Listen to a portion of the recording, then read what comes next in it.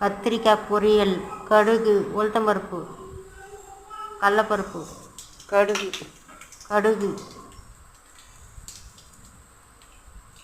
சீரகம், கடலப்பருப்பு, உளுத்தம்பருப்பு, கருவேப்பிலை,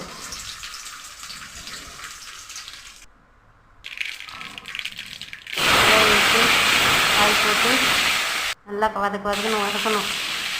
வதக்கிட்டு அந்த எண்ணெய் நல்லா பதத்துக்கு வரும்போது மல்லித்தூள் ஒரு ஸ்பூனு, எல்லாம் கரெக்டான பிறகு இந்த மிளகாத்தூள், தனியாத்தூள், மஞ்சத்தூள் இதை போட்டு நல்லா கலக்கிட்டு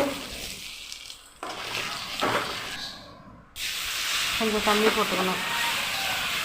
தண்ணி போட்டு கொஞ்சம் நல்லா கலக்கி, நிறைய தண்ணி போடுறது கொஞ்சமாக போட்டுக்கணும். போட்டு நல்லா கத்திரிக்காய் பொரியல் ரெடி. சுட